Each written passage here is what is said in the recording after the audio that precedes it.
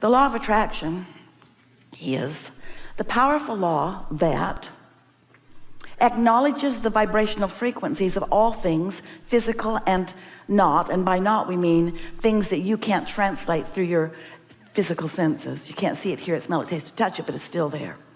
The law of attraction manages all vibrational frequencies. It's the reason that when you tune your radio dial to a certain station, you hear what that station is broadcasting, because the broadcast frequency and the receiving frequency of your receiver are set at the same place. So you're that way with everything in the universe. Every person, every thought, every idea, every aspect of everything has a frequency. And when you focus into being and add emphasis to, sort of solidify a frequency. And when you do that, things that match that frequency then show up in your experience. It's the law of attraction. There's no law of assertion. No one can assert into your experience, but sometimes you think they are because you're giving them and what they think your attention. But it's your attention to them that is the attracting factor. They're not asserting anything into your experience. So when you finally get that, then you might want to start practicing what you're offering vibrationally. Recently, Esther got something from someone that she didn't really want to get from that person. And she didn't expect to get it from that person because she thought she had trained that person to be different than that. So when she got that from that person, it shook her up, because made her realize that years and years of training had done nothing. Sort of a feeling of futility. And then as she was in bed that night, she was thinking about it, and she wasn't really blameful toward that person as much as she was unhappy about how things had been going. And then a very clear thought in response to her finally very clear question came into her mind. And the thought was, hold the phone, wait a minute. There is no law of assertions. It's all attraction. So that means that person didn't assert anything into my experience. I attracted it. Oh, crap. That again. Hey, Abraham, I'm getting pretty tired of being responsible for each and everything that happens to me. And can't somebody else take responsibility for anything? Well, maybe they can, but it's not up to you to demand it, and every time you try, you get out of whack. So Esther concluded, after thrashing about for a few hours in the night, if there really is only attraction, then I did attract this. And then she realized that she was trying to control with her words while she was attracting something different. In other words, if I'm getting this, I must be expecting it. I must be expecting that. So I'm using words that say things like, I love you, when my vibration is, you're letting me down again. But Abraham, what if somebody really is letting you down? Then you're facing reality, not changing it. But Abraham, when does somebody else get some responsibility in this co-creative dance? Every single minute and every single day, everybody else has responsibility too, just nothing that you can do anything about with your words. Have you noticed how people don't behave? Oh, sometimes you can be strong enough with them, you can offer enough threats that they'll pretend to behave, but they're not really behaving, and the universe will keep showing you their lack of behaving, their lack of response to your words. So finally, you have to own it, that you attracted that even though you didn't want it. So the way you feel is about your own push-pull. My words say I love you. My vibration says you're letting me down. My words say you're doing a really good job. My vibration says, oh, you could do so much better. My words say everything in my world is perfect. My vibration says, what am I going to do with you? You see what we're getting at?